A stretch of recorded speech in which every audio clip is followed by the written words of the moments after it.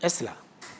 So it's not true that we didn't. One, the audits, subsequent ones were made, but the original audits that started the whole thing was conducted, under our auspices with the assistance of the IMF. Two, it is for that reason that we introduced ESLA, right? Because if you read the memorandum to ESLA, it is Energy Sector Levies Act, which was impairing it. Let me tell you how it arose. It arose from subsidies, long-standing subsidies which government was not paying, right? Especially and also during the power crisis, when we were not getting gas from Nigeria, and VRA had to import gas for its thermal plants, and we didn't pass on. Remember, at the time, crude oil prices were over $100 per barrel. We shouldn't forget this history. And you couldn't pass on. If you cannot pass on, $60, $70 today, it was difficult to pass on. We came out with other measures, liberalization, strategic stock, and the rest, which is beside the point. So yes, we did recognize it. And that's why we went to Parliament to impose the levy.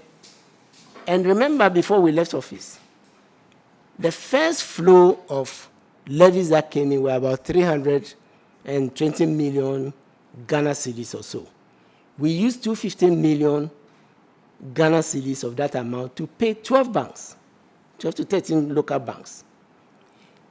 And with that liquidity, we restructured 2.2 billion, Ghana cedis of banking sector debt. It was graphic headline. You can, and it was all over because we did a media brief, right? Because we did a media brief. Okay, that was the first, attempt to control the negative impact of loans. Now we set a sunset clause of 3 to 5 years for the ESLA to clear all that debt in the banking sector. And this is the evidence. I just said ESLA is bringing 3 billion annually for both the enhanced road levy and the energy sector.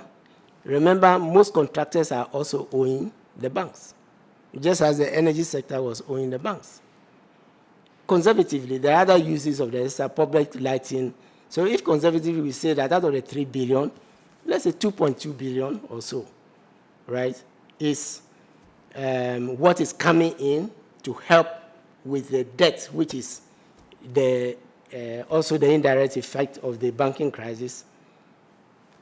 There's an ESLA bond which is 10 years, which means that the levy has inherently been extended to 10 years. And so 2.2 billion, you are talking about 22 billion. So why can't the ESLA debt, the levy, be used to tackle, and this is the point we've been making, that if the president is talking about the energy sector debt, on the liability side, he should talk about, the asset side, because there's enough revenue flowing, unless the ESLA revenues are going elsewhere, there's enough revenue from ESLA to take care of. How much is the estimation for the energy sector levy? 15 billion. It was 9 billion and whatever, if you add everything. So there's enough flowing from ESLA to have catered for it. Would that flow have reached the tier 2 and tier 3? I'm talking about microfinance and the credit union. If we were going to liquidate the energy sector and the road sector and others in 5 years, then a bond that is 7 to 10 years, there should be enough money, in my estimation. So we could have, you can do the computation for yourself. But this is the energy sector, report. And it shows the amount that has come in, and it's just been tabled in Parliament. The figures are there. Because the ESLA Act says that this must be tabled in Parliament, and it's tabled annually. So this is it. And the type of levies and the funds that have to be created.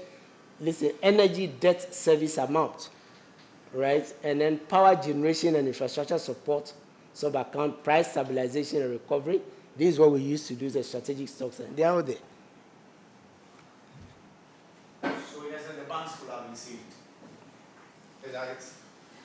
Well, in my view, because we you know, the plan to go and get the levy and we see the flows, if we use it dedicatedly by the ESLA, remember there's an ESLA PLC, dedicated to a resolution of debt for the banking crisis, because that was I believe that a substantial amount to be. And the revenues are still coming in.